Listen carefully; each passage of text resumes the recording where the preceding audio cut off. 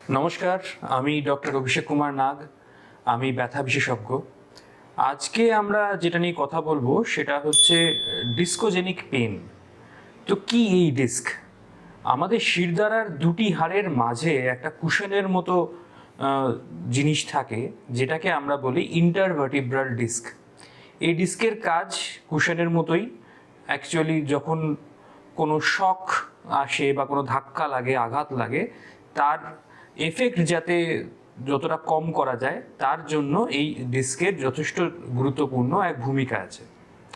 কিন্তু মাঝে মাঝে এই ডিস্কে থেকেই একটা ব্যথা উৎপন্ন হয়, যেটা পিঠের তলার দিকের ব্যথা হিসেবে খুব যন্ত্রণাদায়ক। তো এই ডিস্কের ব্যথা কিন্তু আসলে দুরকমভাবে আসতে পারে। প্রথম ব্যথাটা আসে যে এই ডিস্কের ওপর আঘাতের কারণে যদি এই ডিস্কটা নিজের যে পরিসীমা সেখান থেকে বেরিয়ে আসে খানিকটা এগিয়ে, সেটাকে আমরা বলি ডিস্ক হার্নিয়েশন। তাহলে সে কি করে না, আমাদের মেরুদণ্ডর যে স্নায়ু প্রণালী আছে তার উপরে চাপ সৃষ্টি করে, যার ফলে কিন্তু এই স্নায়ু বরাবর ব্যথা পায়ের দিকে এবং কোমরের চারিদিকে কিন্তু ছড়িয়ে পড়ে।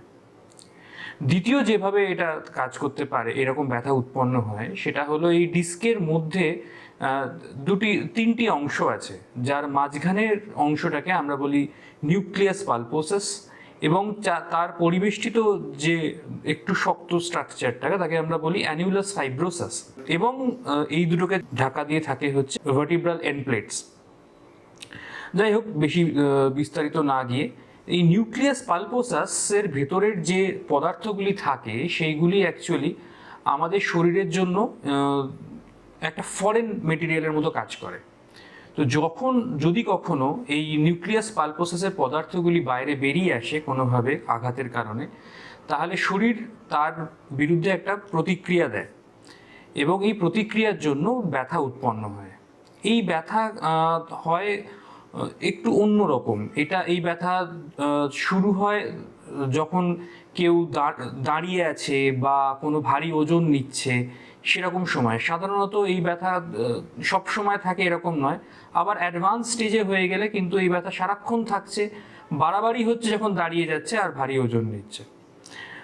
তো এই এরকম ব্যথা ডায়াগনোসিস করাও খুব কঠিন হয়ে দাঁড়ায় মাঝে মাঝে।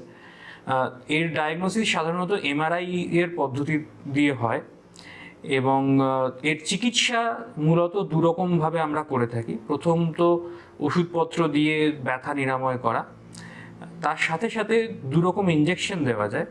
এক রকম ইঞ্জেকশনকে আমরা বলি ডেক্সট্রোপ্রোলোজোন থেরাপি, যেটা ডিস্কের মধ্যে দেওয়া যায়, এবং দ্বিতীয় ইঞ্জেকশনটি হলো বাইকুলোপ্লাস্টি, যেটা রেডিও ফ্রিকোয়েন্সি অ্যাবলিশনের এক পদ্ধতি, যেটা ডিস্কের মধ্যে দেওয়া যায়। এইভাবে আমরা এই ডিস্কের ব্যথার নিরাময় ঘটাই।